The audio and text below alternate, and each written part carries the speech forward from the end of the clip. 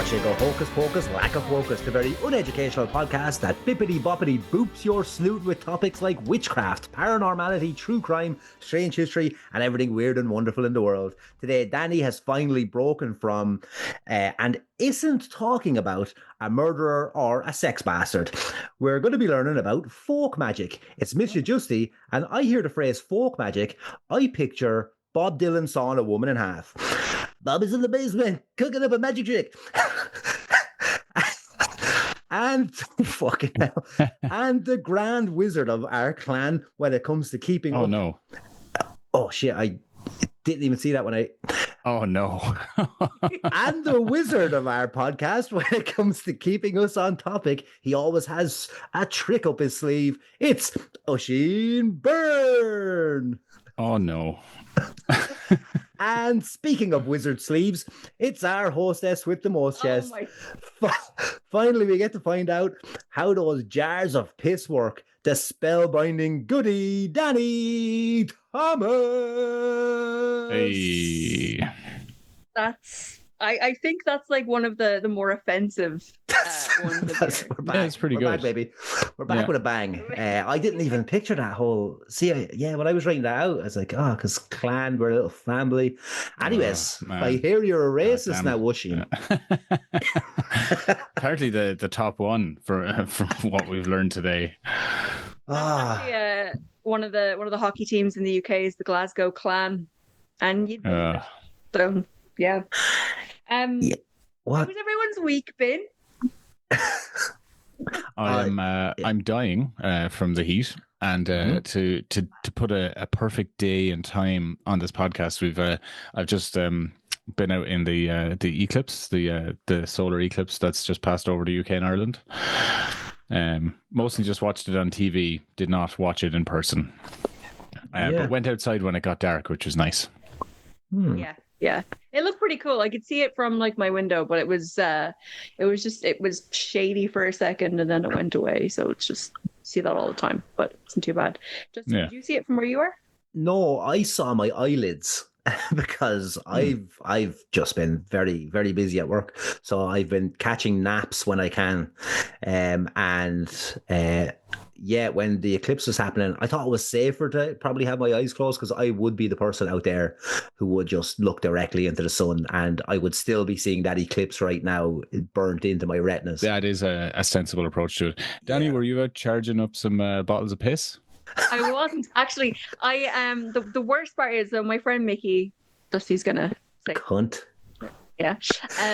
She had her apartment is in the building has like a huge balcony, so I used to get her to charge all my stuff out on her balcony, and now that she's gone I have nowhere to put it and I don't want to go up to the roof where people are hanging out and being social with my crystals and my jars of water. Excuse me, I have to get water.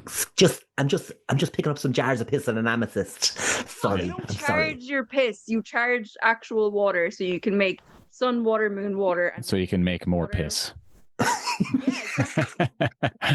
Everything comes back to piss. Yeah, exactly. You could charge for your piss. That's what's happening these days.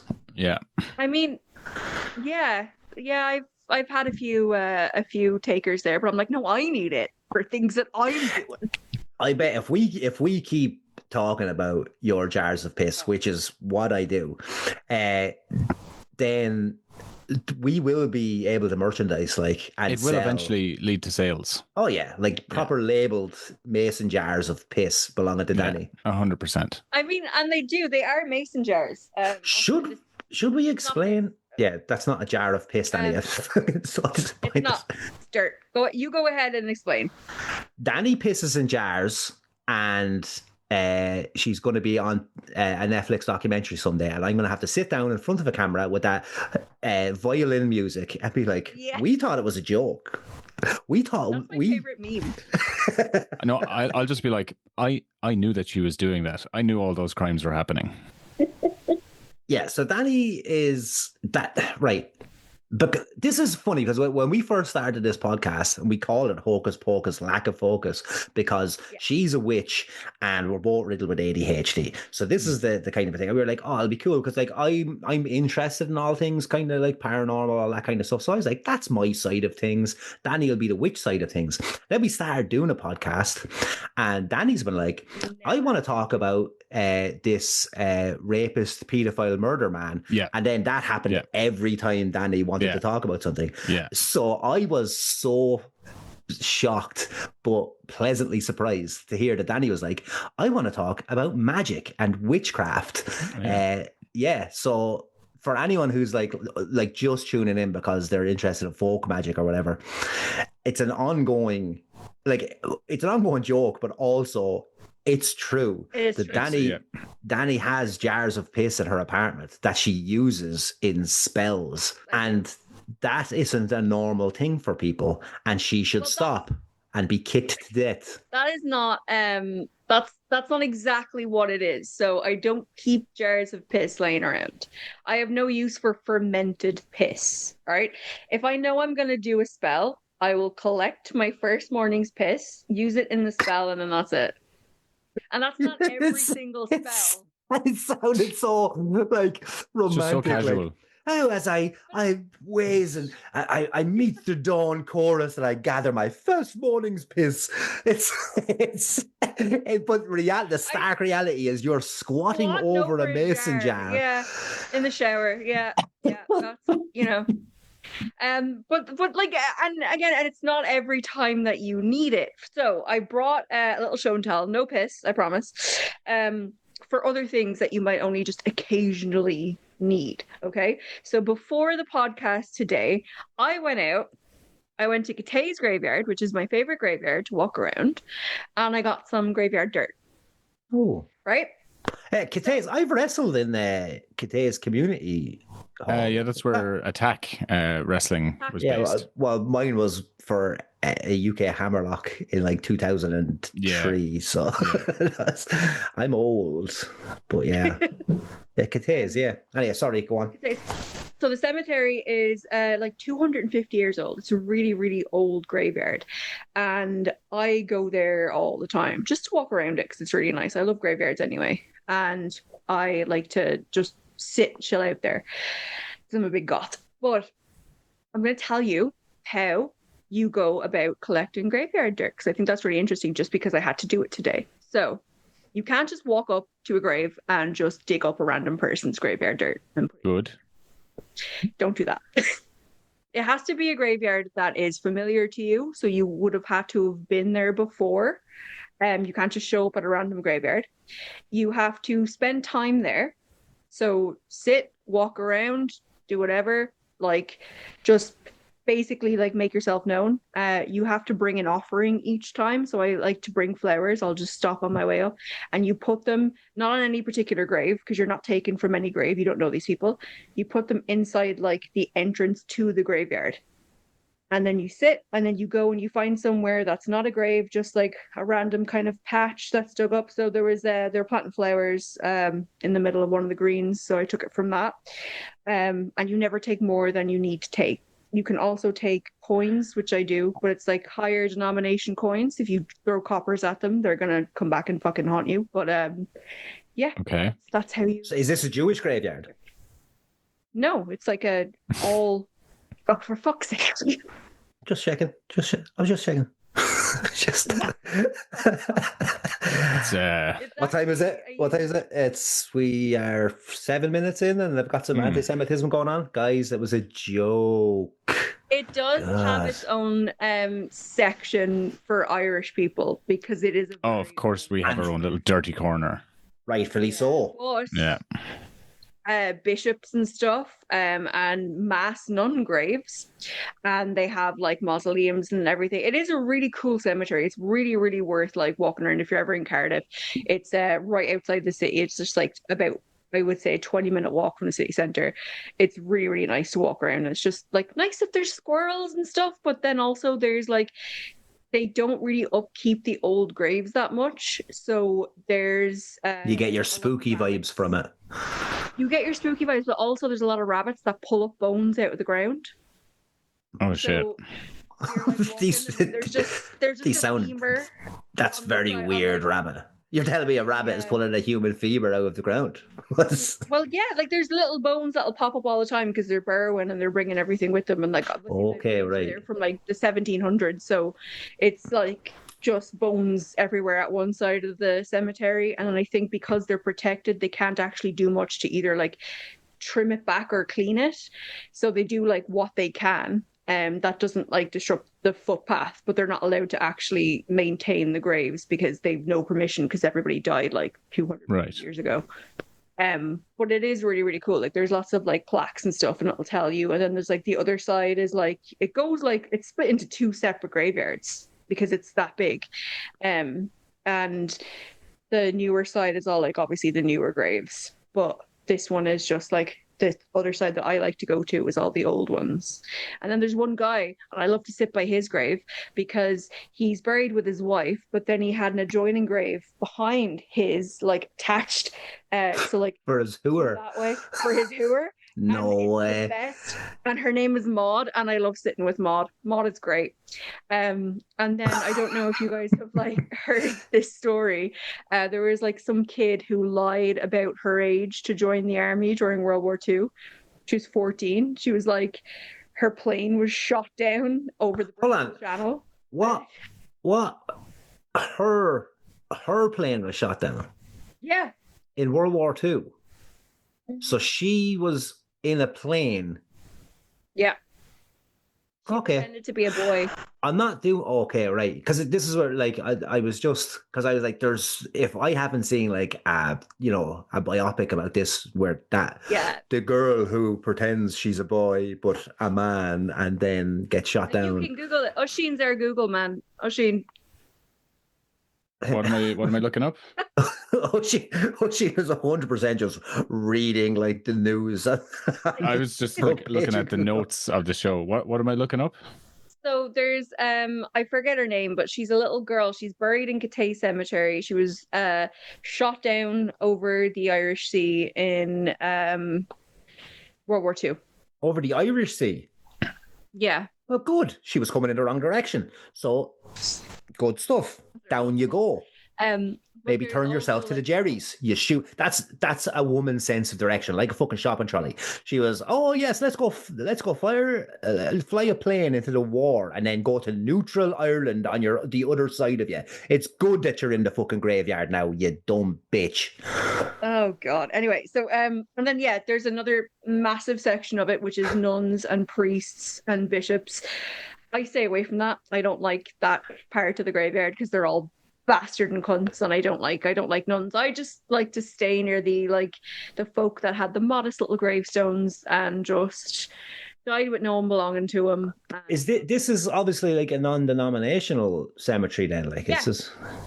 Yeah, you get like you get pretty much like a mix of everything. It's all like from Cardiff, like inner city Cardiff, basically.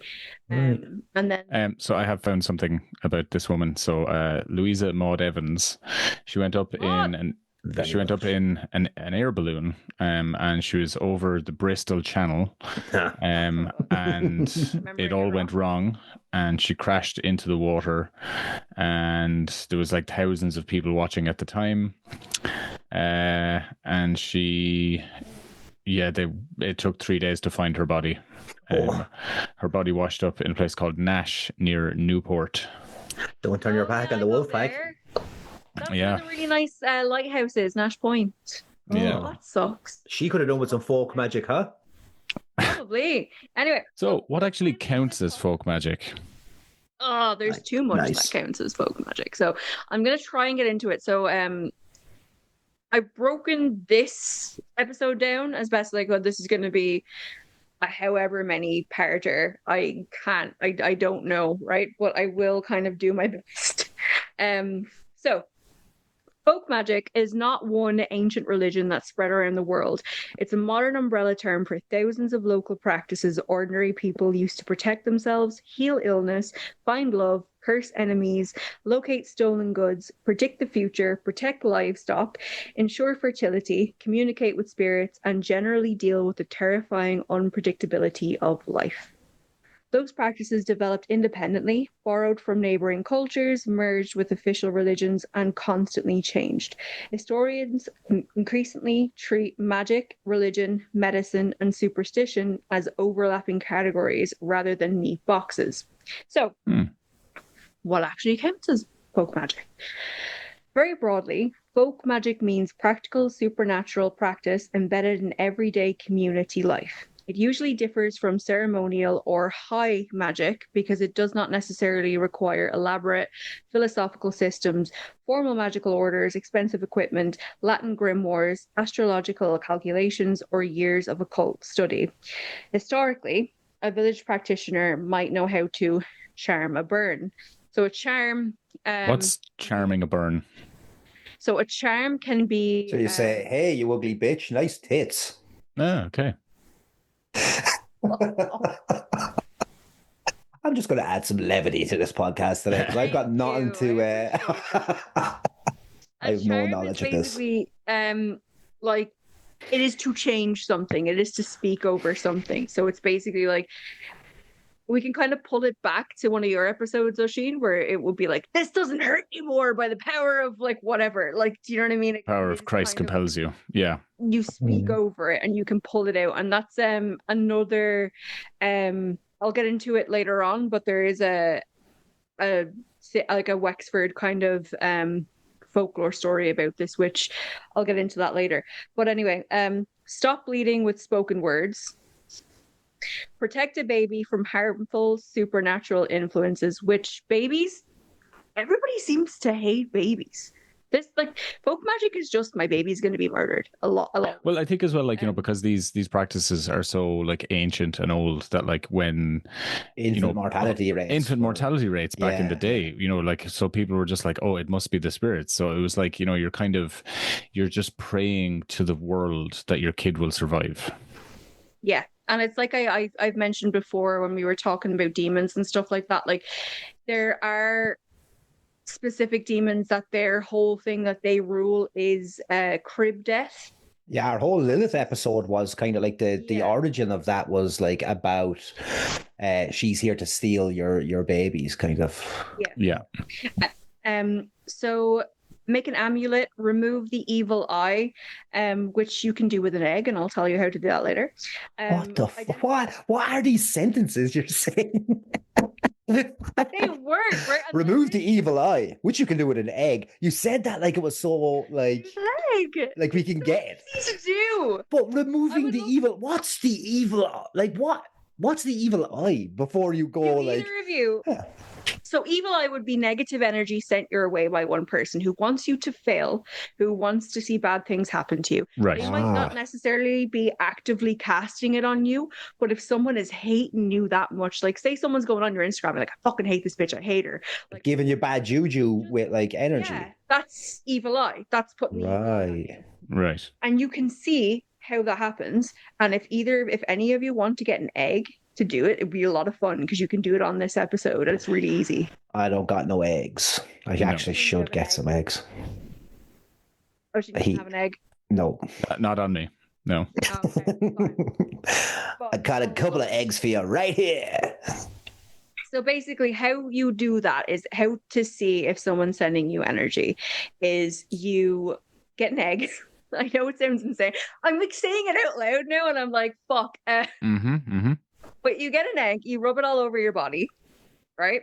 And then you crack it into a glass. You can't look directly into the glass. You crack it, you cover the top with like poster, whatever you have, and then you walk away. You leave it for about 5 minutes, 3 to 5 minutes.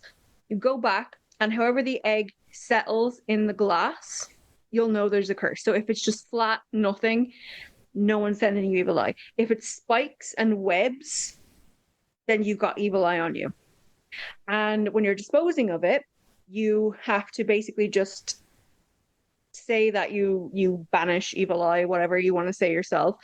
And then you have to pour it into the toilet and flush it away. And then or get rid of it, however, but the toilet's usually the modern way of getting rid of it. You can't look into it at any point. You have to not look into the glass and then flush it away. And that takes the energy off you. That is a cleanse, an egg cleanse, right? Which I do once a week. You do that, I do an egg cleanse once a week, yeah.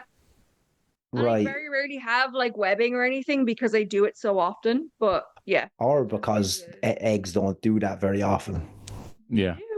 Look, I don't want to be the skeptical guy here because I was brought up in a house that that it sounds like, because my mother would have like she was morbidly afraid of all fairy stuff, so much superstition in this house. And I could see like her being like, oh yeah, I could do an egg cleanse. But I'm also like, that seems so out, like, like when you hear some of this stuff and it makes like sound like a poultice or something like that, where it's like, oh, you put the bread in and you make things up. Yeah. Yeah. And you're kind of like, that's ridiculous. Why are you putting bread on my ingrown toenail? And then it actually works and it sucks all the then pus. It works. Yeah, and you're like, oh shit, that actually works. But I just, in my head, I can't jump from this is an egg to the spirits are helping my egg. I don't. Yeah, it's just weird. This is the thing. Like, all magic just uses everyday shit, and that's, you know what I mean. Like anything. So when you say folk magic, and it's like, okay, so this is kind of like magic, everyday magic. Is this like the distinction between like a wizard and a sorcerer? Whereas like a wizard like conjures, like, conjure spells up with like words and incantations and all that kind of stuff, and a sorcerer is someone who takes it from nature. Yeah. So folk magic would basically be your own everyday shit that you can kind of call on. You would be calling on local spirits, but you wouldn't say be invoking, which goes to what I was talking about earlier, which was like demonic kind of shit, like you call on this person to do this and you're direct. These are just general everyday crappy things that anyone in the house would know how to do. You might have a village practitioner that does it a lot more than others and is more versed in doing it, and like what you would kind of take your family to. But other than that, like you can do these very, very easy. I could imagine that village practitioner smells fucking awful. Absolutely. They definitely live in a house that's just full of bird shit. Yeah, big fucking Radagasta Brown kind of vibes off of that. Exactly. And it's basically, so I think like the modern term for basically what I'm talking about is a kitchen witch, whereas you have everything laying about in your kitchen that you can use for these regular spells. So they can identify a thief, tell fortunes, which again would be tarot cards, locate lost property, make someone fall in love, counteract a curse, bless cattle, protect crops, prepare medicinal herbs, interpret dreams, make protective signs, bury or conceal magical objects around the house, invoke saints, angels, ancestors, spirits, or local supernatural beings. So I could, for example, now I don't believe in this. I don't think it's like, I think it's a bit fucking mental, to be honest. Well, this must be good.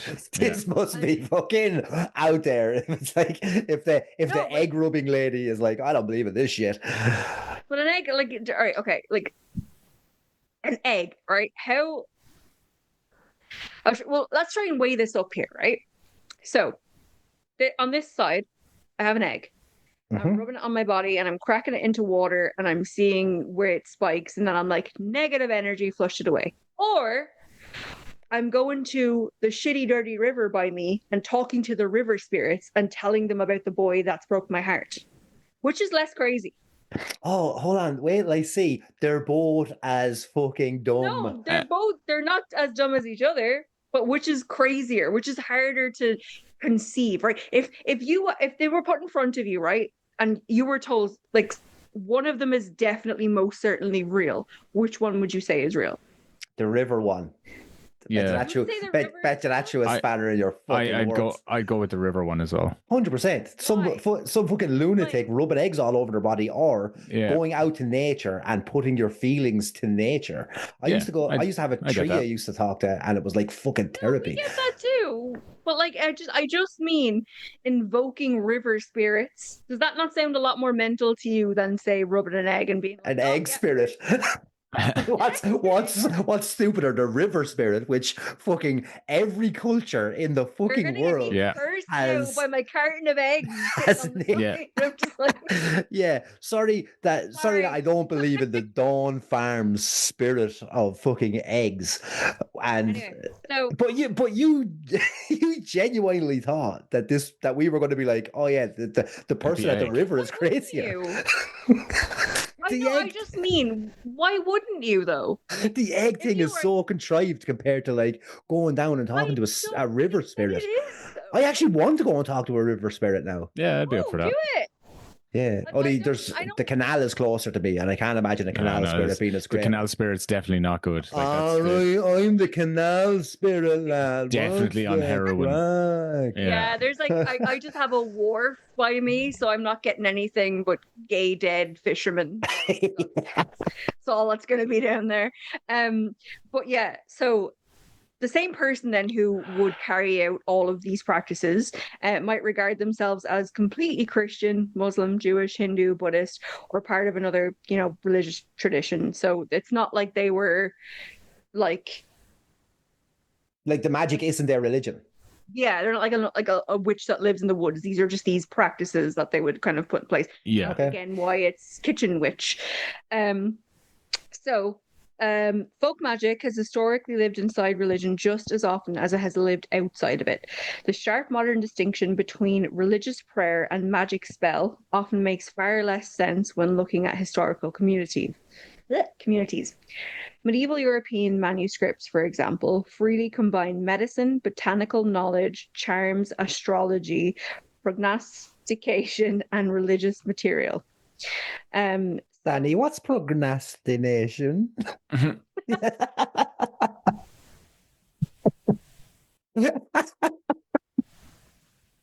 It's fine, we can skip on. I think the most magic thing about this episode. I think the most magic thing about this episode is learning that you can read. That's it's pretty impressive. I charmed my tongue before this episode with vodka. So Hold on. I could How read the real is words. that? When you say is this a joke that you charmed your tongue? Because now anything is Yes, it's a joke. right. Because You just never know. for people at home, this isn't a visual medium. Dani said, yes, it's a joke, and then done that little look away to say, no, that Look wasn't at my eggs because I'm afraid of them now.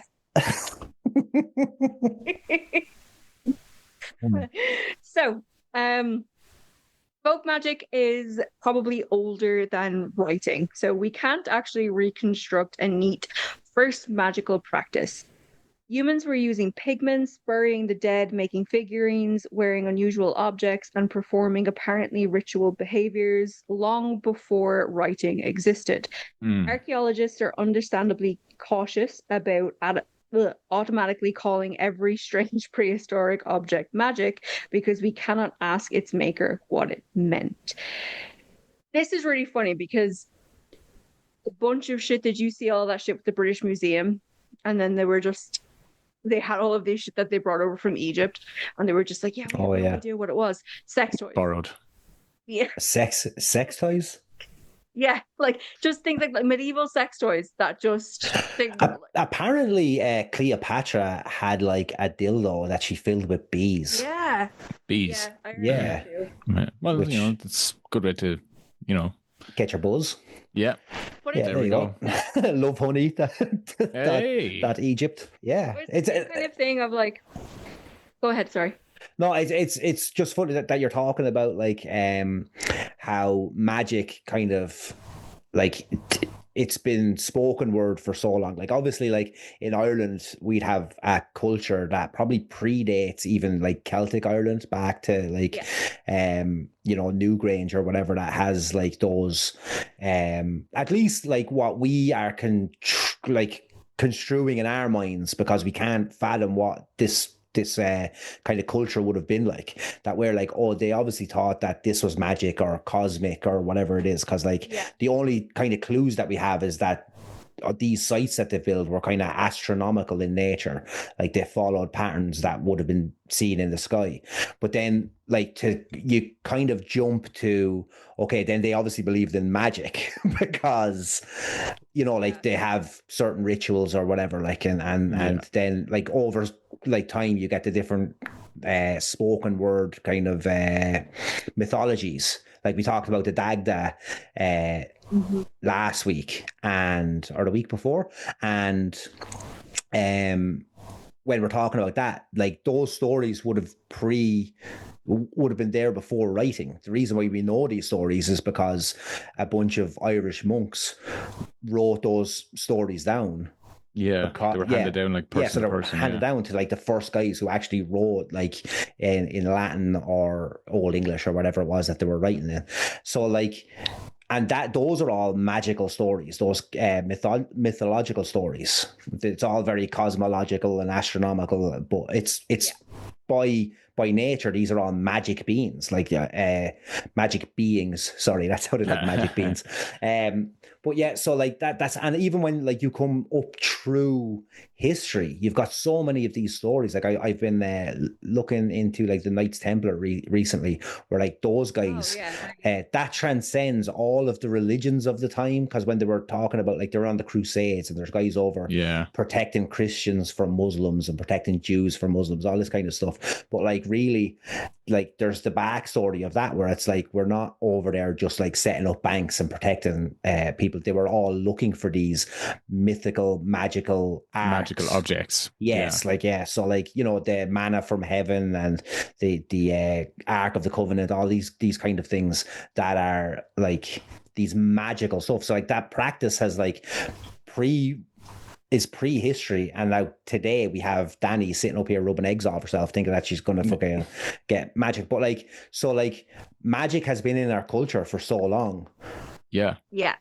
What is it? And all right, so you'll sometimes see claims this is the first witchcraft ritual from 30,000 BC. And again, we need to take those with several fistfuls of salt. What we can say is that once written records became available, magical practice is already deeply established. There's no historical period where humanity suddenly invents magic, like you said. It's simply just already there. And you will find that a lot these days, where Wicca and things like that are very popular. I say that every time I hear Wicca. I hate Wicca, so it's the worst. But you will get these people, right? There's actually this person now, it's gone viral on witch talk, they call it. But she has an immortality spell. And she is charging $11,100 or $11,100 for this immortality spell, which is obviously aimed to fucking rich people, right? And she goes out of her way, and she's like, I've worked with celebrities. She doesn't name any of the celebrities because it's witch client confidentiality. Oh yeah. And 11,100 for 111 for this immortality spell. I think she charges something like $750 for a tarot reading. Just ridiculous stuff. And hell of a hustle. And if you look at how much it takes to do an actual spell, you can do a spell for under a fucking $5. It's easy, and it's you know what I mean. You really can. You just kitchen witch. The price of a packet of eggs. I'm just not getting. Eggs cost £4.10. Do you know what I mean? And this is the thing. You can fucking do it. So there's this other guy, and he is actually he come out. He's witch no, he's a ceremonial folk magician. I don't know, but he actually properly deals with celebrities and things like that. And he was $11,000 for a fucking immortality spell that isn't real. And still people are dumb enough to be I need that. I'm going to pay it for that. My mom's dying in hospital. I'll just buy an immortality spell. It's cheaper than paying her medical bills because I live in America. And I'm just going to say this. If I had disposable, like 11,100, I'll hedge that bet.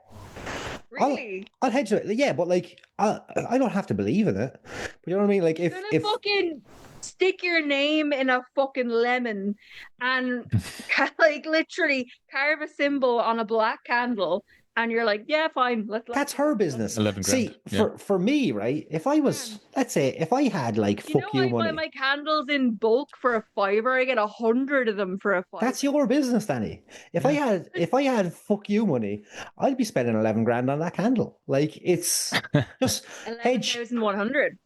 I'll just hedge the bet. That's all I'd have to do. I don't have a spare €11 right now to hand over to a witch. But if I had fuck you money, I'd probably just be like, yeah, go on, try you. Although who wants, in the famous words of Freddie Mercury, who wants to live forever? Yeah, I couldn't think of anything worse. That would be a curse for me if I had to just be on this plane forever. Do you think I hope I die tomorrow. Like, so Jesus I'm just Christ. like, you know what I mean? I'm like, oh, fucking immortality, like, just sounds awful and lonely because you're going to be around after everyone you love and know dies. What are you going to do then? You know what I mean? Do you think Brian Johnson? Do you think he paid that 11,100? He definitely has paid for that a few times. Yeah. He's right. He's a weird one. Yeah. So, ancient Mesopotamia. Love magic, it. Religion and medicine. I know you do. Magic, religion, and medicine all tangled together. So, Sumer, Akkad, Babylonia, Assyria, Did I say those right? Yeah. Is it Sumer? Okay. Yeah. How do you not remember from our massive Anunnaki episode? Yeah. No, I do. I just didn't know if she wasn't paying attention and she was drunk. I was. she was rubbing eggs all over her body while we were talking about aliens. This is the new jars of piss, by the way, the egg rubber. Yeah. They're both as bad as each other. I don't really care. Enormously important to the history of documented magical practice. So people lived in a universe populated by gods, ghosts, demons, and dangerous supernatural forces. Illnesses or misfortunes could have physical causes, divine causes, magical causes, or a combination. There were specialist practitioners. One famous category was, I have no idea how to say this. Let's just say a sipu. Yeah. A sibu, often translated roughly as exorcist or ritual specialist. Rituals could involve spoken incantations, purification, figurines, which nowadays you would call poppets. You can make a poppet out of clay. Yeah. Like a voodoo doll kind of a thing? Kind of like, yeah. Oh, cool.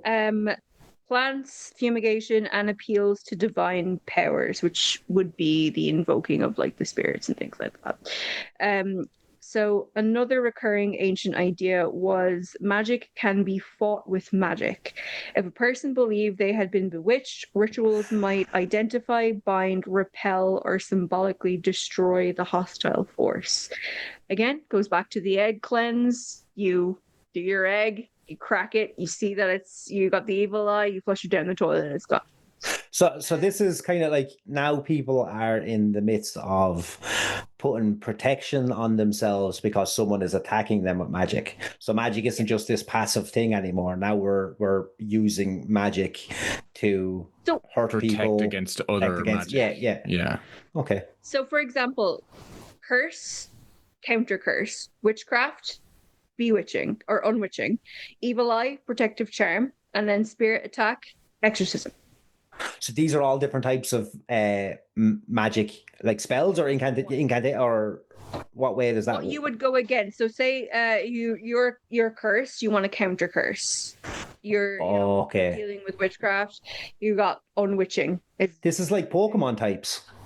Pretty much, yeah. If you bring out genuinely, yeah. If you bring out grass type, I'm like, oh, my fire type will protect me from that grass type, and then I'll fucking it's burn exactly you down. like Pokemon. Yeah. Okay. Now I understand everything. Am I a witch?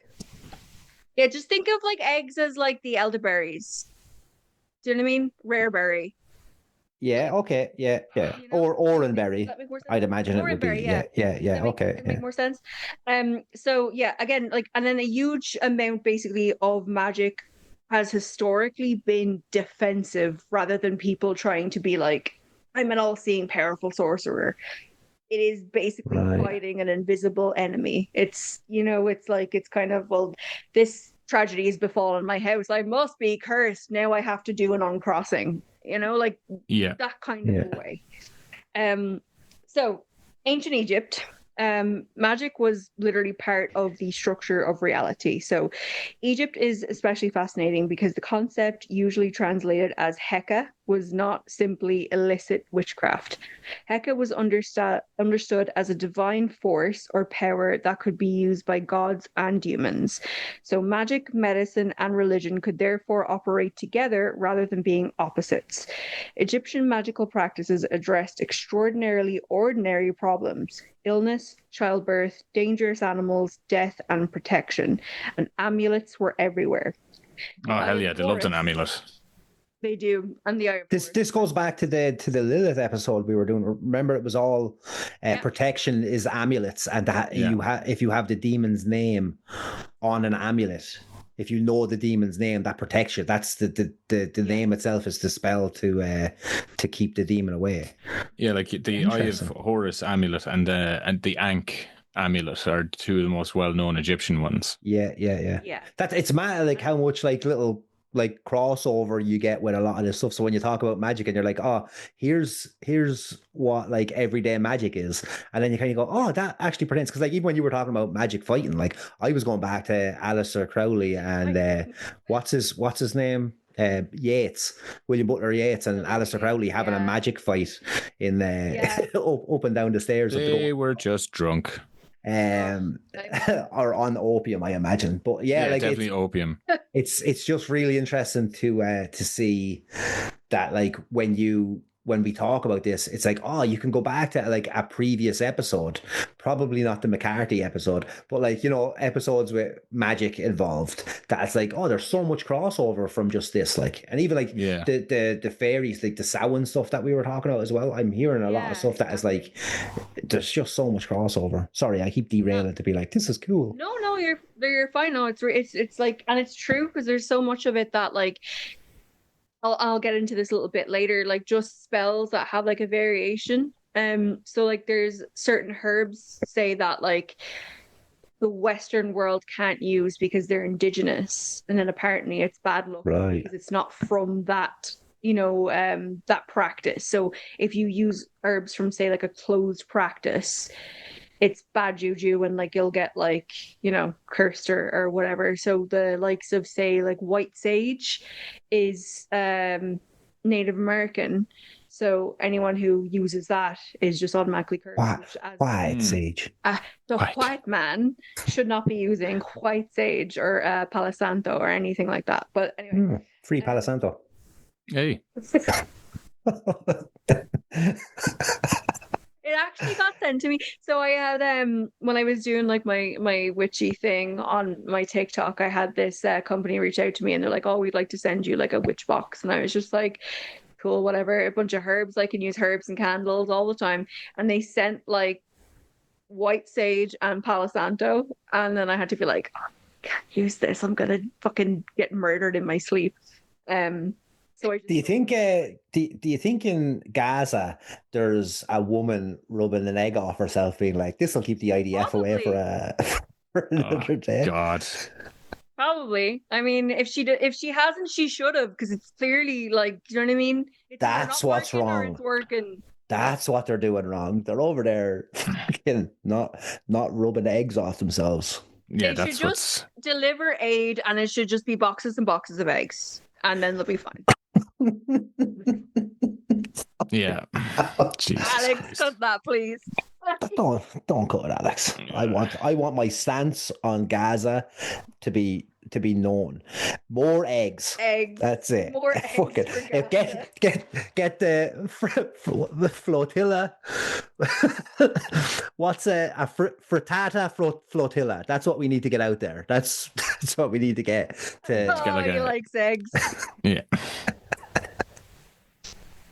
Dani, could you stop fucking derailing this episode, please? I'm Continue. This is not a happy Oisin we're having right now. I'm sorry. So yeah, the Eye of Horus, for example, had protective and healing associations. Protective objects could accompany living people and the dead, so they buried them with all of their shit, like travelers do. It's like, here's every piece of jewelry you own, so God will take you in because you're rich. They also buried them with their concubines as well, and those people were alive. Which is awesome. I think that's so cool. I want to be buried with you, Justy, when I go, if you're still alive. Oh. No. It's just... You don't have a choice. We've already discussed how I'm going to die. I'm getting quartered, and I'm going to try and get as many of my body parts into different parts of the world as possible. I want to get my legs thrown into 2 different volcanoes. Nice. Like, do you want to get cremated or do you want to get buried? I want to get weird. I want to get weird with it. That's what I want to get. So, Egyptian magic could involve amulets, divine names, images, spoken formulae, written spells, protective jewelry, which again was a huge, huge thing. And that's all in the fucking museum in London right now. Yeah. Magical medicine, figurines, ritual objects, spells for the dead, spells against venomous animals, fertility and childbirth protection.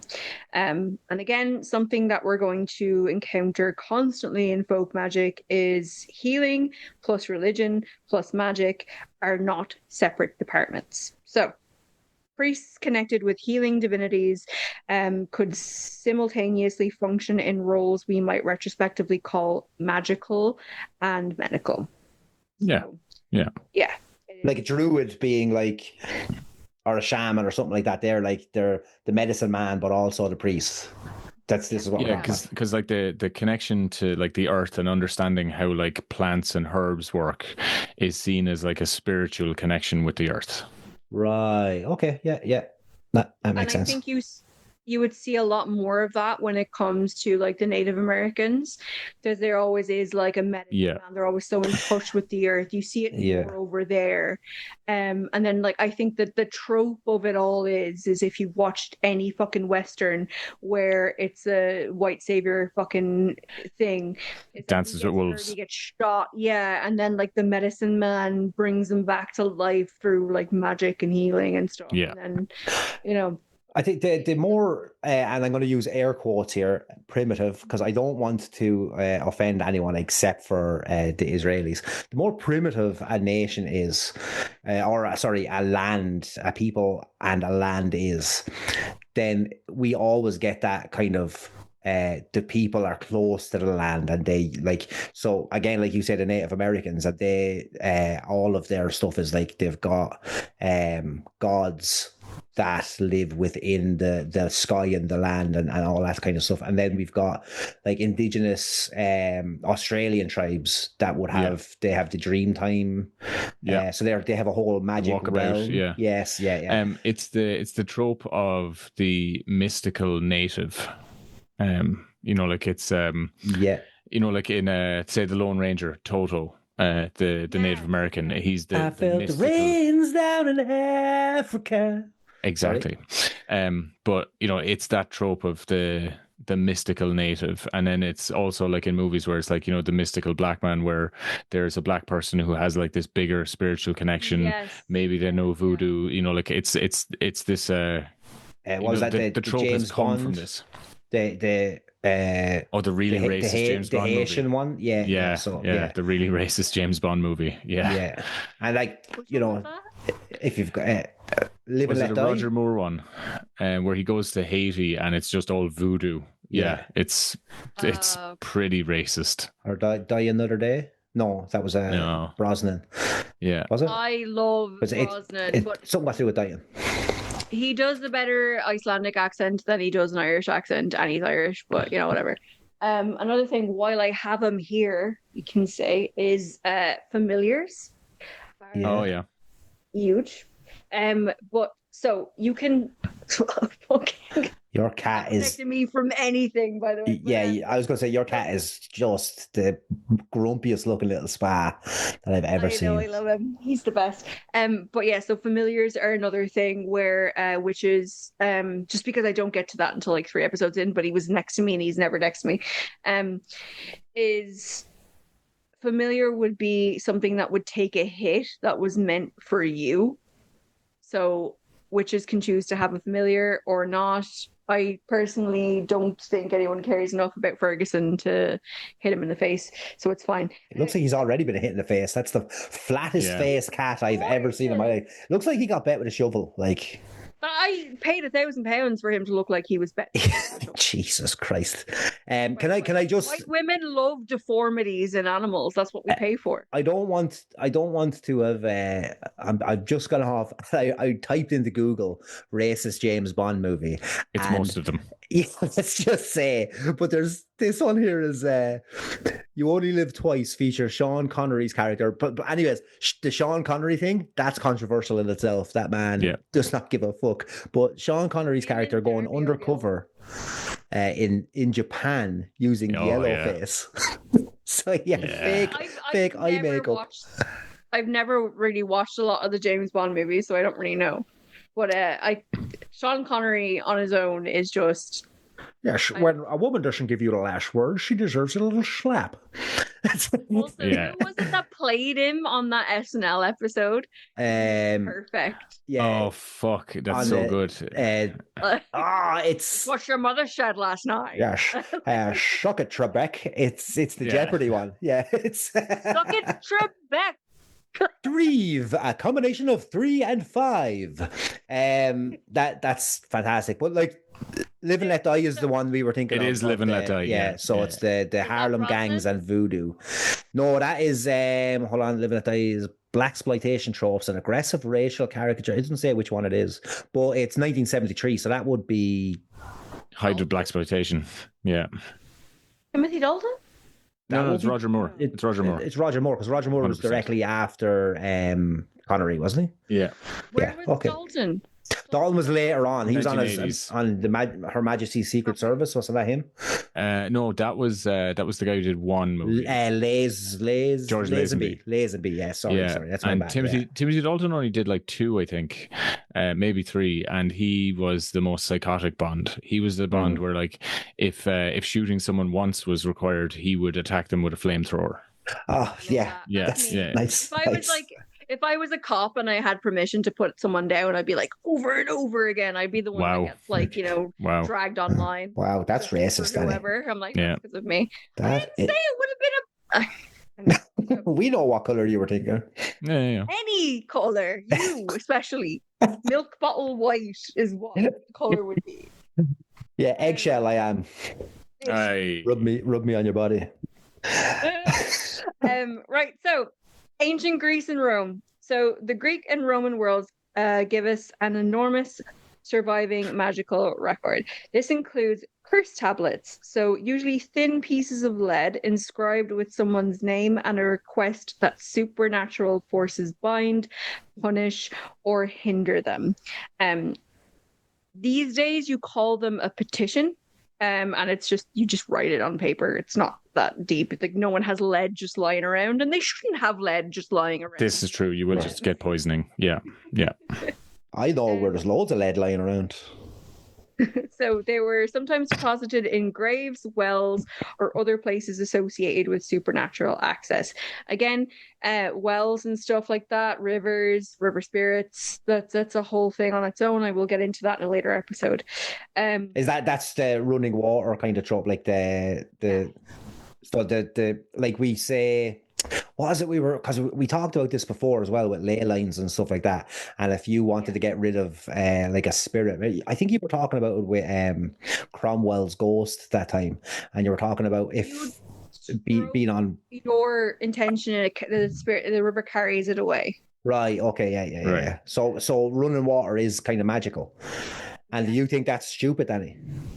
No, I don't think it's stupid. Oh, okay. No, that's fine, because earlier on a poor Wiccan person was out with a river, and you were like, they're dumb. I don't know. I don't mean that. I just mean how crazy would you think someone is sitting in their own home rubbing an egg or standing at a river talking to spirits? Oh, it's proximity to the outside world is what you're talking about, right? Yeah. Okay, yeah. Both crazy. That's all I meant. There. That's I mean, my. I do both. I do both, but I'm just like, do you know what I mean? What's less crazy is like, so all right, okay. So say if either of you took a girl home, or no, you went to a girl's house, sorry, and she was like, "Oh, just wait a sec, I have to do my egg cleanse before we have sex." I'd You're leave. like, what the fuck? Would you leave? I wouldn't leave if I'd she be gone. said I don't think you'd leave. this I is don't I'd think be you gone. would. well. I'd be This like, is fucking egg cleanse. No. this is the mentality of a married man who doesn't have the bang I want, because Justy over here has the bang I want, and if she said I have to do my poop cleanse and she squatted shit in her hands and rubbed it all over her body, I'd go, it's been a while. Like I would. You think about it. At least you would think about it. That's all we ask of you.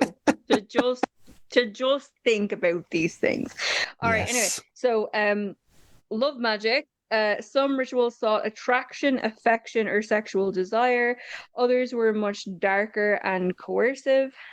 Surviving, is it Greco-Egyptian. Greco-Egyptian magical papyri contain spells intended to bind or compel desired partners, sometimes invoking supernatural beings and explicitly imagining the target suffering until they submit. Now, Ptolemaic. Sorry. That's the Greek Egyptians were the line of Ptolemy. Sorry, I was trying to pull that out of the back of my head. Go on ahead. Sorry. I will say so. There have been a bunch of cases. I know this is probably not. And again, I'm very much mundane over magic. I always have been. I always think it's the most logical explanation. But there's been so many cases of where a man who has had multiple like love workings put on him has snapped and murdered the woman paying. So it's not the man's fault, is what we're saying. Right. No, listen. I believe in magic now. I believe in magic. Women are the problem. Yes. What was she wearing? Okay, right. What was she incanting? Oh, no. That's correct. Correct, Dani. Very good. Very good. You can. Let's not perpetrate or blame. That's what I would say. That's what I would say. Right. I'm just let me explain, right? So you can also say, so I don't believe in the whole love magic thing. I think it's like, if it does work, it's a bad idea. But the whole thing is, if you make someone so obsessed with you, you don't really know how that person's going to act in that sense. But also, if you're the type of person to put a love spell on someone, or more like, no, actually, not even that. If you're the type of person to pay $150 upwards to put a love spell on someone, you're probably fucking crazy. And the person you like is probably fucking crazy. And in that instance, it's not really that surprising that he snaps and fucking kills you. I'm just picturing some random teenage girl who fancied like Ted Bundy, being like, looking at the news, being like, "Oh, I probably shouldn't have paid $150 for that incantation." And then this is the thing that people like with love spells and stuff as well, that like people don't get, is that like this person has to know who you are and they have to like you. Like if you've got like somebody who knows who you are and they hate you when you try to put a love spell on them, it's just not going to go anywhere. They already hate you. But it's like, if someone has no clue who you are and you're like, I want this person to fall in love with me, and people will take your money and they'll be like, $75, I'll make him fall in love with you. It's not going to work because he doesn't know who the fuck you are. There has to be an energetic connection there already for it to be something. So you could do a likes of like, say, if you wanted to get on better, you can do like a sweetening jar, something really simple, like a communication jar, something like that. That would be really easy and nice. But when you're going out, you're paying 250 quid for a woman to put your name and his name in a fucking bull's heart. Like, that's not gonna, you know what I mean? It's not gonna work. It's gonna drive people insane. Yeah, absolutely. Right, so okay, where are we going with this? So I've gone to. You've been at Greek and Egypt, and then you went to love spells. All right, And you were, so amulets were worn to prevent illness, spirits, bad fortune, or supernatural attack. And then you've got divination. So divination is what I would do before any spell, which is you consult tarot cards, Ouija board, all of that. So that's dreams, lots, astrology, omens, and many other techniques like that used to obtain hidden information. Healing magic, which is magical formulae frequently accompanied substances, we would now categorize as medicinal. And then here's where things become historically juicy. So Greek, Egyptian, Jewish, Roman, and eventually Christian magical traditions interacted with one another. Divine names traveled, symbols traveled, incantations traveled, recipes traveled, and magic is extremely good at stealing everyone's homework. oh. So Judaism and Jewish magical traditions. So Jewish history always or also contains rich traditions of protective magic, healing, amulets, angelic names, incantations, and magical medical texts. So this doesn't mean that Judaism itself should simply be labeled magical. Rather, Jewish communities like Christian and Muslim communities develop bodies of popular and specialist supernatural practice alongside formal theology. Isn't it the Kabbalic tradition of Judaism that is the magical side of things? Yeah. Yeah, I find that really interesting stuff. That was like the whole trend, remember, in the early 2000s? When Madonna got into it. Yeah. Well, I think like... And the red bracelet. Yeah. Yeah. There's a lot of like different thoughts about the Kabbalah, like, you know, like people will be looking at Madonna doing that kind of thing, being like, she's talking about like there's a lot of Eastern philosophy in there, like she's doing yoga and calling the Kabbalah. And then like people who really talk about Kabbalah are like, this is more like, you know, get the blood of your firstborn and rub it on your forehead kind of stuff, like, you know, it's a bit more metal. Yeah. And it's like they I think they made fun of it in 30 Rock, and Jenna was just like, praise be Kabbalah monster.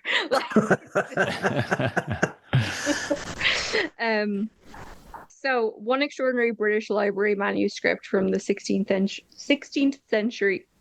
Why can't I say that? 16th century Italy. Italy.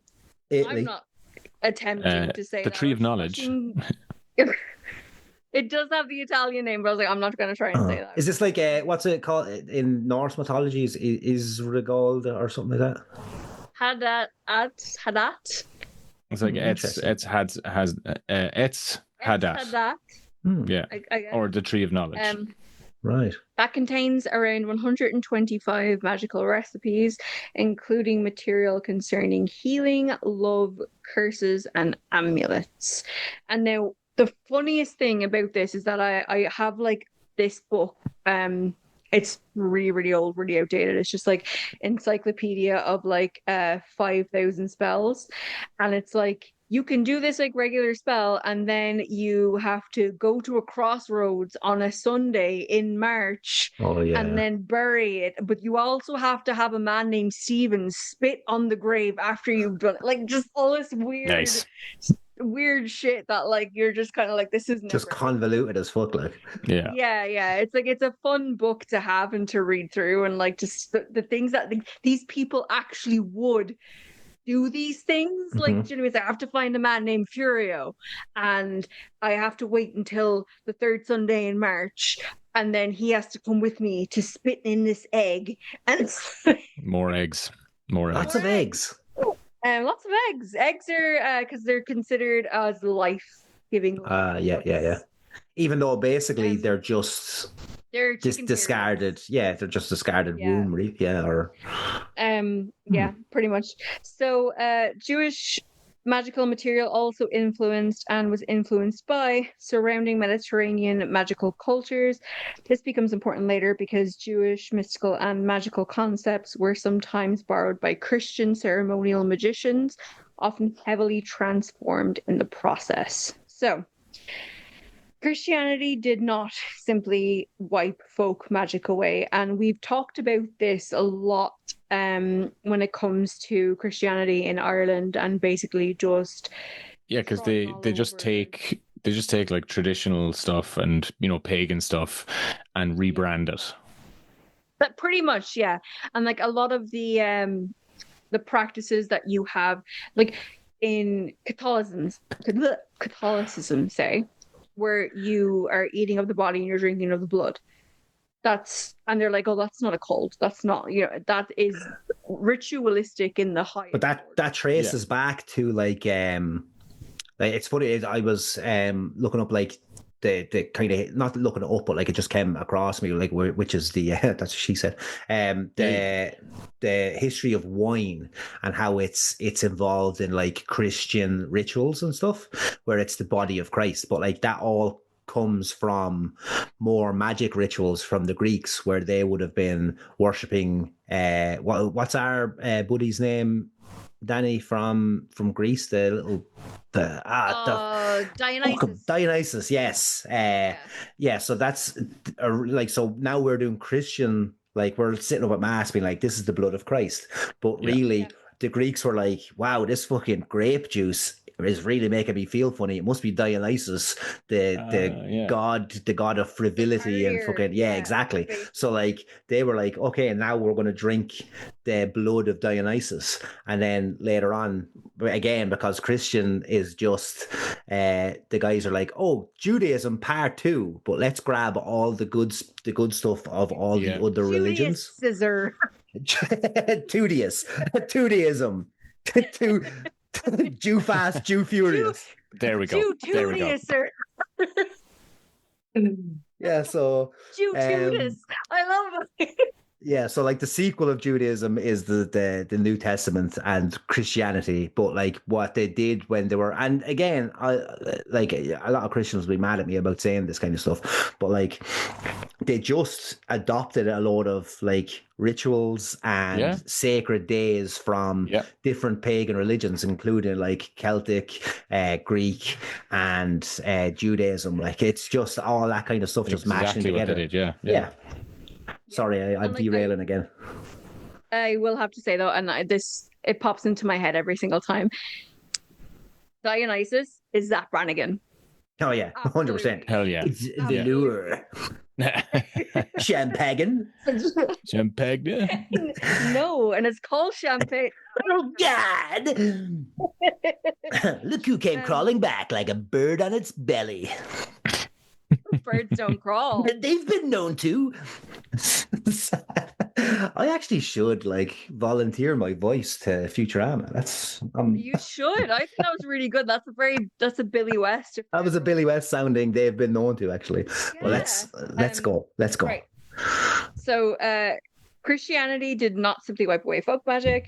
This is one of the biggest misconceptions. So people sometimes imagine pagan Europe, Christianity arrives, old magic disappears, secret witches persevered underground. But real history is much messier. So Christianization transformed earlier practices, condemned some, absorbed some, tolerated some, and gave people entirely new magical resources. So instead of eliminating magic, Christianity often provided additional supernatural tools, which are saints. Again, like I always say, St. Anthony.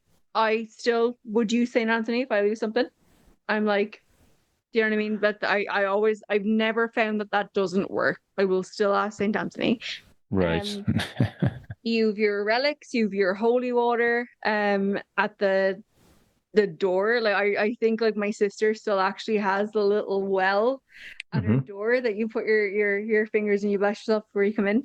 I don't think that's by any means on her. My candle is catching fire. I'm really Oh, looks like someone's spell isn't working.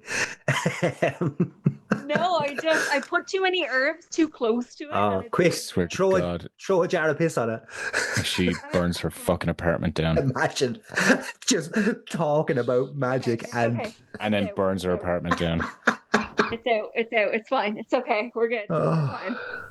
Oh, Alex, leave that in. That was stressful. I was waiting. I was like, it'll die down. It's fine. It'll die down. It'll sink into the wax, and then it didn't. But anyway, so yeah, the likes of like the holy water at the door and stuff. Blessed objects, pilgrimage sites, which there's so many fucking pilgrimage sites, and like, if you're Irish, one of your aunties has gone on a pilgrimage. That's just one of your aunties has. You know, climbing Croagh Patrick in Ireland is a pilgrimage. Yes. Yeah, or it's just climbing a hill. Like if I went up Croagh Patrick and someone said to me, "Oh, you did a pilgrimage," I'd say, "No, I did a hike. I didn't do a pilgrimage." But like if my brother hiked Croagh Patrick, he did a pilgrimage. Like, yeah, you know what I mean? Yeah, that's exactly it. Like, I mean, I guess these things have different symbolism to different people, or you know. Yeah. And then we have Christian prayers, which you know, self-explanatory. Crosses. But is a prayer? Sorry to cut this in. Is a prayer like an incantation, or a prayer would be an incantation or a manifestation? It would be one of those things. So you're either wanting something to happen, or you're manifesting something happens, or you're manifesting obviously something doesn't happen. So you know what I mean. You're trying to keep people. But I just mean like the copy and paste prayers, like the Our Father and the Hail Mary, and stuff. So are you just is that like, are you making magic happen there, or are you just like, I am showing my faith to the church? I think it's both. Like they're using the practice of. But isn't it like they're using the practice of using magic words to create like a magic situation, but then they're doing it in a way that, like, you know, focuses your energy on the church itself. So it's kind of, it's taken an old tradition of, like, you know, the chant, you know, the repetitive words. Yeah. Because, you know, it's like, oh, if you've sinned, say 10 Hail Marys, say 10 Our Fathers. Right. And it's like, you know, the idea is you go into a trance when you do it. You know, you're kind of like, it's what you're all focused on. So when you get everybody as well to stand up in church and recite the same stuff, like it's kind of crowd. cult but like behavior, but like it is to kind of keep the masses in check, really, like to keep us all together. We're all praying together. And again, it's the sheep. Like that's what they call like the head of the congregation. The flock has his flock, because you're all just gonna fucking baa in unison, and you're gonna fucking do what you're told to do because that's what everyone else is doing. It's even the likes of, like, if you sit in mass, like I was prime example. I have, you know, ADHD anyway, but like when I was a kid, I only knew what stage we were at in mass because everyone would stand up, and then I would stand up, and then I would sit down, everyone stood down. It was just you did as everyone else did. Yeah, and that's how they keep you compliant. Do you know what I mean? And that's a huge thing, that you're kind of putting this out there and these people are following it. So anyway, we had crosses, sacred names, and again, so sacred names would be, I can't think of one off the top of my head, but did you ever hear your mom? And I think this is a huge thing in Irish households. They would say the name was a saint to like curse something. Oh yeah. Like, do you know what I mean? That Curse of Saint Martin, and it said it's not your orphans on you. Yeah. So like that, and that would be bring. And this is why I love folk magic so much, is that it's like, it's so deep rooted that it's things that even we grew up hearing in the 90s. Like, it's, you know what I mean? It's so prevalent.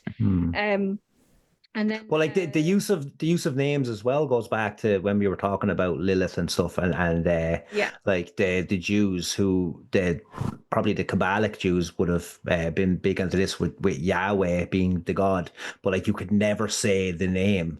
If to invoke the name means that you've invoked the wrath of the god, because you're not supposed to use the name of a deity or a demon. Like that's how you push them away, is if to use the name. Like, so if Lilith jumped down in front of you now, you have to say Lilith, and it's like, oh, you know my name, I can get the fuck out of here. For some reason, that was the thing, the code to get rid of a demon.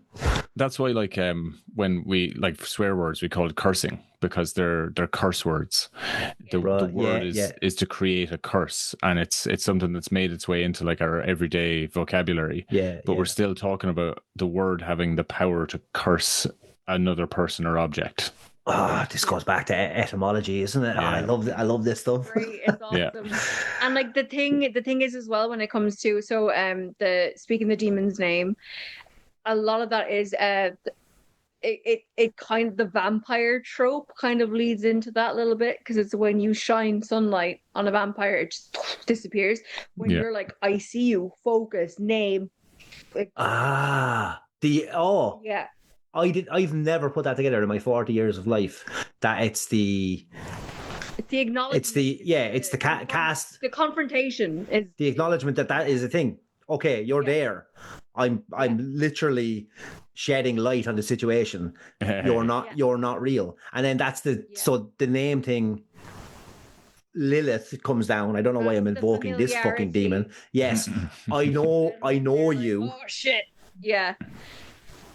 This is that actually makes a lot of sense. Paddy Christ, I grew up with your man. I won't be long put you in your fucking place now. And he's like, oh, that's basically what it is. Using the name, yeah. And then you've got like church bells, which again, I'm conscious. I'm not going to take it off too much, but I have a bell when I'm doing spells. You just a little fucking crappy bell that you ring, so that is meant to cleanse the air and the energy. You'll find a lot of people kind of leave them at their doors, like a little jingle bell if you open the door and walk in.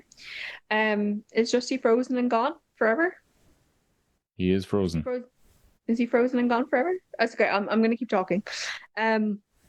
And then you have the Eucharistic materials, which we've already talked about, which is the wine and the communion, which they fucking taste disgusting. You'd think they'd add a little bit of salt. Yeah, that wine is awful. It's awful. I'm like, they just go to Londis and they get like the worst wine, and it's just awful. Oisín, just eat. Yeah, I got booted. I got booted out. Yeah, sorry. And he's what back. do you think of the Eucharist wine? What? How long was I gone? we were just saying, like, the Eucharist wine, like, just tastes like ass. Like, it's terrible. I don't think I've ever had it. Like, again, all wine tastes like ass to me. I'm not a wine guy, so but I couldn't tell you what. But like, if you're buying something in like crates of like plastic bottles of wine, it's not going to taste good.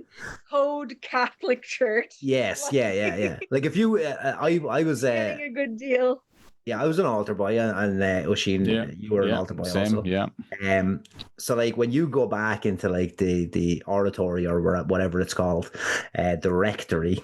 The rectory. Yeah. So like you go back in there. That word. But you can see like the body of Christ comes in plastic bags. Just wafers. Just a Ziploc. Yeah, just a big. Yeah, we actually did that. We went on a tour to the nunnery, in Bright Street Church. Yeah, and they do. There was the kitchen and everything. That's crazy. But yeah, like you see all the stuff that is obviously bulk ordered, and then like the wine, like you look down and it's not like you see in like old movies where like they take out this dusty bottle of sanguine. wine. They blow off the dust. Yeah. But the wine that they're using. The wine that they're using for church is just mass produced shite that they deliver in like barrels, cheap bottles. Greasy fucking Asda wine. Yeah. And that's because I remember we did like for it wasn't like a school tour, but it was one of the fucking things that we did before we made our confirmation, or not our confirmation, our communion. And it was basically to fill the time, like, oh, like we're gonna bring you to Bright Street Church for a day, and now that has. Bright Street Church in Wexford is stunning, gorgeous. If you haven't seen it, Google it. There's actually twin churches in Wexford, so it's called Bright Street and Rose Street, identical twin churches. And there's a convent in it's Bright Street, or I can't remember. One of them, I think it's Bright Street, is the where the convent is, and they had the white nuns. So apparently those were the ones that you could sit in confession, the white nuns, and they had like fucking powers, like whatever the fuck, right? So my mom told me this story before. Now she fucking hates nuns, cannot stand nuns. Like she was right. Catholic Church. Exactly, and she would tense up. My mother wasn't a fan either. Oh yeah, she grew up so she went to school. Was taught by nuns, had the shit bet out of her on a daily basis for no fucking reason. And so that's what made her hate the Catholic Church. She had her religion in her own kind of way. She would pray by herself, she'd go to mass whenever, right? But whatever. So she said the one time that she actually did kind of not believe in nuns, like obviously they're doing what they're doing, but she said that she was actually, okay, this person is related to God and to what I'm doing, is that her dad, so my granddad, she was very, very close to him. And he got sick with cancer. And it just kind of happened really, really fast. And my mom was just devastated by it. And it was kind of at a point where it happened so fast that I think nobody had time to grasp the fact that he could die. So it was kind of just, they found out the illness. And then like 3 months later, I think he was gone. But she was already... Did they not have any eggs? Jesus. Fuck. Well, if I had been there with my eggs, God, it would have been different. I'm doing the Mark Wahlberg on 9/11. Let me rub some eggs on it, it'll be all right. With my eggs, the cancer wouldn't have stood a chance. Anyway, because I want to wrap this up. I want to get to 10, and we're on 8 now. But anyway, so basically, she just. I'm so sorry. I'm sorry. I never met him. I never met the man. No, I did. I was 1, but whatever. So anyway, so she they all found out he was sick. It was a whole thing where it happens just overnight or whatever.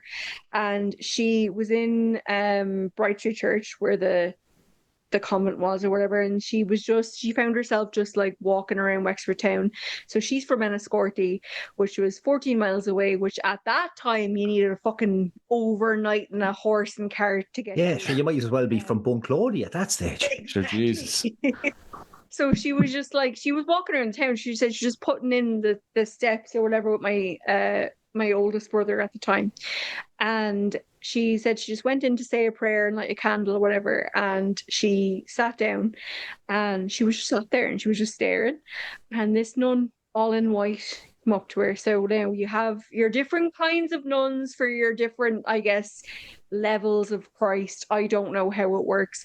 There's like just different orders, really. Like there's yeah. But she was like old. Apparently one of the higher ups. Is this like martial arts rankings? Like she's the white is there black? Yeah, she's wearing a white outfit with a purple belt. Yeah. She's three notches on her habit. Because I asked her, I remember she's an expert in nunjutsu. Nice. You know so good. Because you know the way you say it's like Sister Superior or whatever. All that bullshit. Nunchucks. Yeah. Nunchucks. So I don't really know. But anyway, so she was sat there and she said she had like my brother in his pram beside her. She was sat on the very edge of like the pew. Just basically she was pew. She was like praying, whatever. And then she said this nun came over and she just sat down beside her and she put her hand on her shoulder. And then my mom was just like, she like looked up at her and she was like, he's going to go. And my mom was just like, what? That's Jesus. creepy. And like, is that like a threat? Going to go. Yeah. And she's like, but you'll be all right. Jesus Christ. Kind of like, he died on the Saturday. What the Thursday? He died on the Saturday. Was it like? Did it look like the nun came floating down the aisle? She just like floated down, right? like. How my mom told it is that there was no one there. I think she said there was like so mass had let out. The priest was like getting his shit together and had left, right? It was completely empty. So she could hear noises and like there was people walking around outside of the actual main chapel. And she just sat down with my brother. My brother was asleep, and then she said she kneeled down on the pew and she was praying, and then she saw this nun come in, and this nun was like lighting candles, minding her own business, doing whatever. She was praying further up, and then came down and around and like floated, walked into where my mother was sat down beside her. And my mom like sat back up into her chair because she was kneeling down, And then she said the nun, she's like, she said it was the kindest face I've ever seen. It was just calm, and she said she just felt so nice in her company. And your mother would have, at this point, would have, like, have a complete Hated aversion nuns. to the Catholic Church and the Yeah. nuns. Yeah. Yeah, okay. Well, not the church, Yeah. but the nuns say that. Yeah, Okay, right. hated nuns. And she put her hand on her shoulder and she just said, he's going to go, but you're going to be all right. And she said she just burst into tears, and this nun was hugging her. And she said that she sat with her for a good, like, I think 20 minutes, half an hour. And then that Saturday, my granddad passed. And she said, like, she's like, I don't think I would have been able to get over that if I hadn't have had that experience. And she was like, I can't explain it, but she was like, what I will say is that wasn't a regular fucking nun that I know. It was a magic nun. It wasn't like the usual nun that has like a meter stick made of hardwood, just beating the Like, nearest that's child. not my experience of a nun. That was just. I used to ask. I used to ask my mother, like, why her handwriting, because I've got terrible handwriting, but like I write like a child, but it's only because I'm retarded. And but like I often used to say it because my ma's handwriting used to look like cave scrapings. No, it used to look like scribbles, like. And I'd be like, why is your handwriting so bad? She goes, I have beautiful handwriting with my left hand. Yes. She got a bit over. So you can't I'd say the shite bit over as well. Like, So to anyone listening, like the Catholic Church would, especially over here, when you're considered a Kitto, which is a left-handed person, you're considered close to evil. Satan. So they beat the shit out of kids to teach them how to write with their right hand, because what they would do is they would literally tie the child's left hand behind their back and make them write with their right hand, and if the writing was bad, they would beat them until the writing was better. Which stick. great logic from the Catholic Church. I'm with the left. Okay, so medieval European folk magic. Medieval Europe is where folk magic starts looking much more recognizable to someone familiar with later British and Irish and European witchcraft traditions. So medical manuscripts could contain herbal remedies right next to charms. So a treatment might involve plant, prayer, ritual gesture, and sacred words. So nobody necessarily thought, now I'll transition from pharmacology into occultism. Those are modern categories. So a surviving English manuscript associated with the physician Thomas Fairford combines botanical... Oh, you okay? I just have to tell my dog to stop barking at a person who lives in my house and has been here for years. Surviving English manuscript associated with the physician Thomas Fairford combines botanical information, surgery, medical recipes, charms, astrology, which we will get into in another episode. That's a whole thing on its own. Can't wait for that one. That'll be, you'll be really in your fucking element there, won't you? I will. And an excellent illustration of how porous these categories could be. So medieval magic concerns included fertility, childbirth, impotence, love, illness, theft, surprising hers, romanticizing. Oh, sir, you look like a man who can't satisfy his wife. Demons, ghosts, weather, animals, crops, warfare, fortune, dreams, and hidden treasure. And they're all kind of the same categories as like previous ones, A little side note, I will say, there was a viral video that went around on TikTok because this bride heard that it was supposed to rain on her wedding day, and then she paid an Etsy witch to make sure it didn't rain, and then it didn't rain, which I don't obviously isn't true. It's a coincidence, but that's really funny. So nice. Isn't it ironic? Don't you think? Nice. So herbs were never just magical, and now I will get into this again in another episode. So this matters enormously if you're interested in magical herbs. Again, kitchen witch, very associated to folk magic. Is when you say kitchen witch, is that like you wouldn't say kitchen wizard? It's just, well, I wouldn't, because I feel like that's like that term. It's witch, but if you no, I just mean like the female ones are the ones that belong in the kitchen is what I'm trying to get to. So where do the wizards? He was doing a sexism. Yes, and I couldn't piece it together, so I just had to hit it with a stick. That is fine.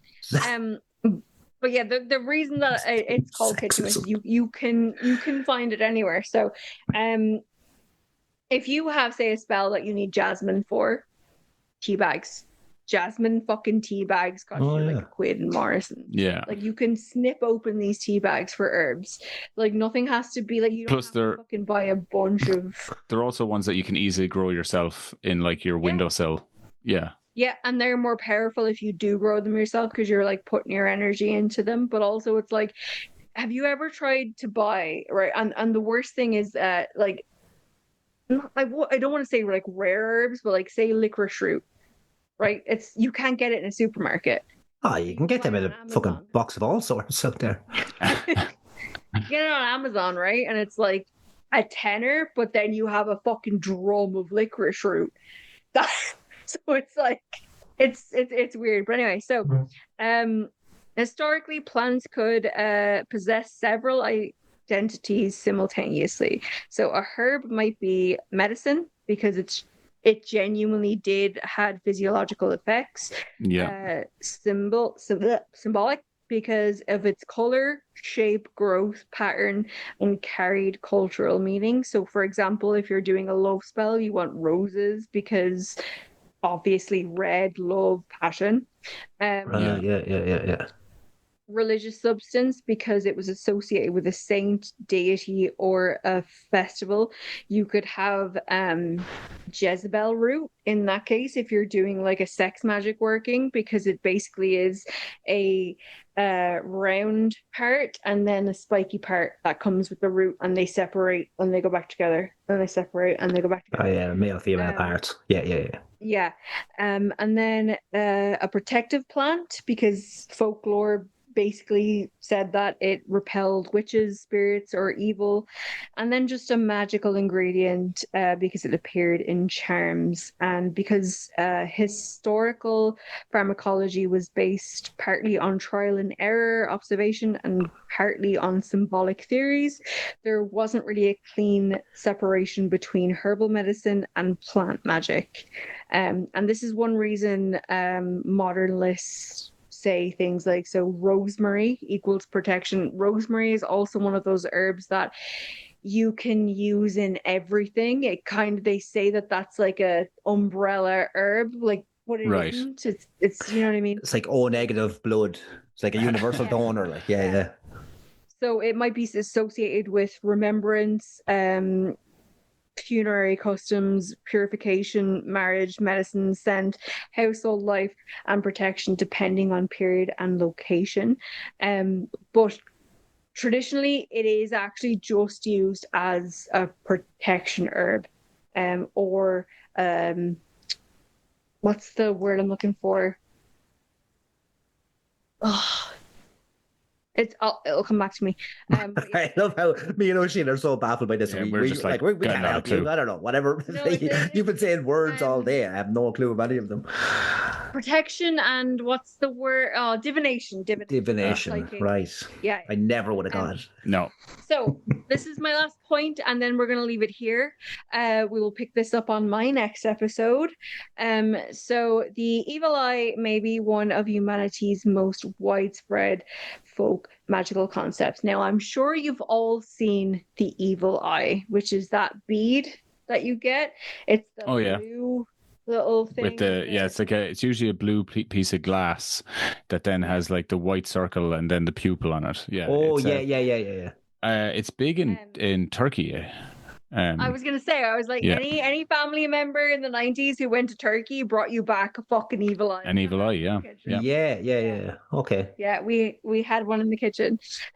So across enormous portions of Europe, North Africa, the Mediterranean, Middle East, and South Asia, people developed traditions surrounding harmful supernatural influence transmitted through sight, jealousy, admiration, or envy. And again, you'd use your egg for this, but whatever. No. So different cultures understood it differently. I use my eggs for eating. Yeah. But a reassuring logic is someone envies you, harmful influence attaches itself to you, you become ill, unlucky, and ritual protection removes it. Again, egg. That's how the egg cleanse works, right? It's funny how their relationship with emotions seems to be kind of like drives this magic. It just seems like, you know what I mean? Like, if like where now people would be like, I need to go to therapy because I can't get this jealousy or this hatred or whatever out of my head. Yeah. And they see this as an affliction to them.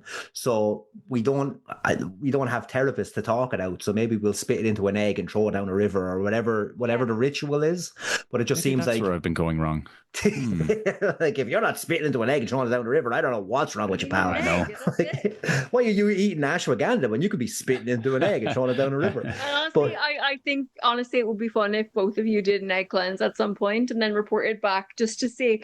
I might try. I might. I'm gonna eat 6 eggs for breakfast on Saturday. Yeah. Well, but I would love to see by how 7. your egg ends up in the glass. But anyway, so blue beads, eye-shaped amulets, red cords. The red cord is, you can use that for a bunch of different things. So that can be malice and love workings, which you don't want to get them mixed up, but whatever. Protective gestures, prayers, spitting rituals. So you can use your saliva to basically protect yourself. Right. Iron, sacred texts, protective jewelry, which is what we just talked about, and then there's another one, for babies.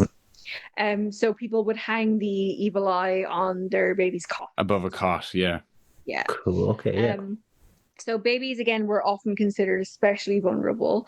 Notice the self-psychology beneath the belief. And in small communities where wealth and fertility were visible, openly displaying good fortune could provoke envy.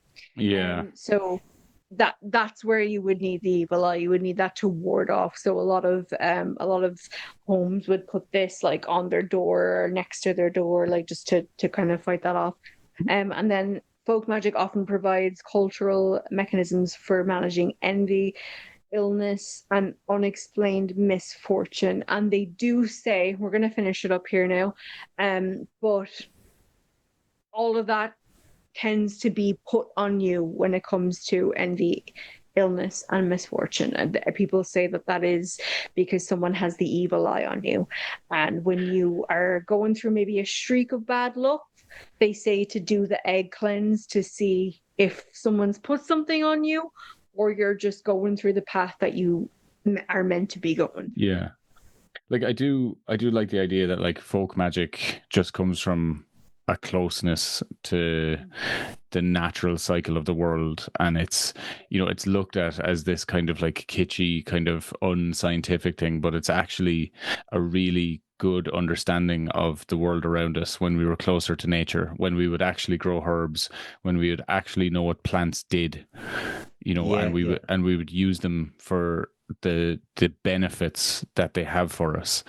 And it all got twisted with medicine because it's just like, oh well, in this plant it's actually this compound in this plant that has the medicinal thing, and then it just becomes like, well, let's isolate the compound and reproduce it and blah blah blah, and it takes away the softness and the connection to nature. There is a kind of a healing with ritual. I know, like I'm not one, like, again, we when we talk about like where you draw the line on beliefs and stuff like that, it's funny because like all ours are in different places, but we've all got some sort of weird belief somewhere that someone else will find weird.